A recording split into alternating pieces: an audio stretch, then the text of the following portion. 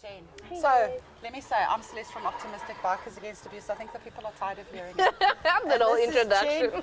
Jane from Unique GennArt. Yes. Genevieve, the Yes. artist, Yes. the creator Yes. of the exhibition that I love.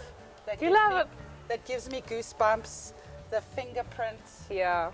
exhibition for Femicide. Do you want to tell us a bit about it? Because I don't think it's getting near enough. So what people of a can punt. comprehend. Yes, but I also think maybe it's fear. Yeah. I think people find it hard to look at that exhibition. Yeah, it is true. To those that don't know me, formerly known as Genevieve Clark, I'm a visual artist, freelance visual artist at GennArt, and also co-founder of the NPO called Unique. So what Celeste is actually talking about is an exhibition that I had created last year, which actually started end of 2020. It was a project I started on my own. It was basically just following stories. We were all stuck in lockdown that time, and everyone was just basically glued to the TV, like what's happening, what's going on. And as everything was adapting and adjusting in the world through lockdown, one thing that never changed was how all the stats of violence was increasing. So yes, we didn't have crime happening outside our homes, but everything still accumulated indoors. And I started creating a project with that entailed portraits of victims. Unfortunately not survivors, so all of them have passed on. So it's portraits of victims, fingerprint paintings actually. So all of their portraits have been created using only my fingerprint, which then gave birth to the NPO Unique. So not as in you're a unique person, but rather you. We all have to look in the mirror. You know, we all create these typical sayings and cliches of be the change you want to see in the world and whatever, but it's always you. Look in the mirror before you want to do something outside of what you are looking at. Yes. So yeah, visual artist, I explore a lot, but everything had birth from there onwards, and then that's when I met Celeste.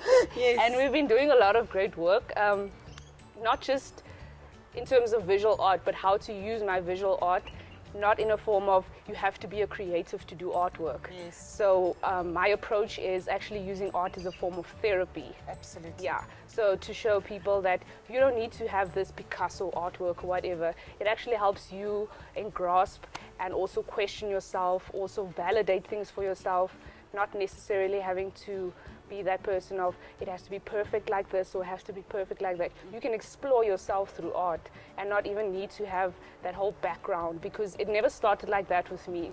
I never aspired to be an artist and be like, I want to be the next painter, the next Picasso, the next whatever the case may be. It was all a journey of self, and I've learned that through my journey of self, I would always like to help people through their journeys of self, Yes. but using my art as a modem. So Yes. yeah. So you started out as an activist and became let me help other people as Yeah. well thing. So we're gonna grab one of the art pieces. Yes. And so I'm gonna speak about this first before I speak about the artist therapy. But this, it like grabbed me, and I think the reason it grabbed me, and I think the reason why it's hard for people to look at, is because when you stand up close to it, you see nothing. Yeah. I hope the people are getting it. You see nothing. And then as you walk away, you realize, but this is a person, a Yeah. human being.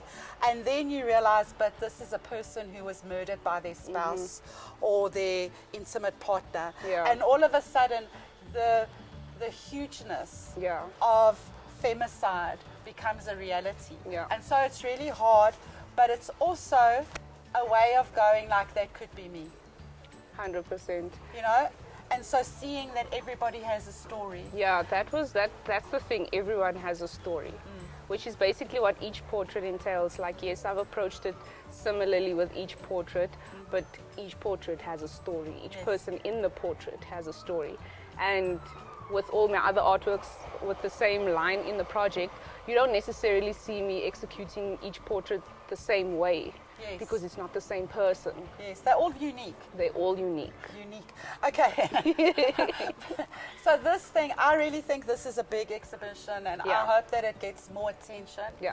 I think that it's going to open a lot of conversation about people not being seen. Yes. And there being a lot of noise Like there's a lot of background noise around GBV at the moment. Yes. And can we just get down to it? And so I love it because it shows the humanity of people, and I really hope it gets like exhibited more.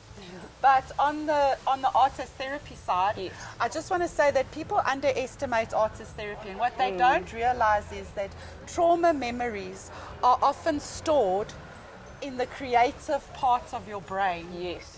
They're stored in the creative parts of your brain, and that's why you can't access them. And so having that creative outlet actually helps you to face your trauma. So although that's what scares you, That's so that's true. what you need That's to literally how my my whole journey of becoming an artist started. Like I said, I never aspired or thought I could become an artist because the community I stayed in, it wasn't really, how can I say, the norm to be like, I want to pursue being an artist, because it's always like, oh, you're going to make money, what. You know, it was a thing of, I was going through my own forms of violence in my own sense, be it at home, which wasn't necessarily always physical, but Yes. with my parents, you know, the stats for divorcees and all of that is quite high. Yes. So there was a journey of that with between my parents, and then I realized I started mimicking both my mom and my dad's side, where they weren't, the one was the victim and the other one was the perpetrator, or whatever the case may be. It was that of learning to understand who you are first, to know where you stand in yourself before you encounter someone else. So my dad didn't really necessarily know who he was, so it was difficult for him to portray like, okay, I'm this person, I'm at fault, I'm acknowledging it, let me move forward. It was more a thing of struggling to understand your rights and your wrongs, as opposed to you're always wrong or you're always right. So it was like a thing of mimicking behavior and what all that. And then So you weren't even performing your own pain, you were performing your parents' pain. yeah, and then somewhere along the way I was like, girl, you have your own life to live. You know, and then yeah, it came to this. So it literally started with art, because when I shut down and I didn't want to speak to anyone about it, my own outlet was doing art. I'd just go to my room, lock the door, start drawing, start painting. And then from there yeah, I am. to here. Ah! So I just want to say, if you're looking, you can find them on Facebook. Yeah. We'll be posting a link. Look at Unique. If you've got a space, let them exhibit. We're Yes. from the Northern Cape, in the Northern Cape, by Doing the this, Northern you Cape. know. You know, it's a big thing for us. Let's just be raw and Yeah, real, and real. show the things that are as they really are happening. Yeah, Thank definitely. you, Jen. Thank you, Thank Celeste. you. And congrats on the book.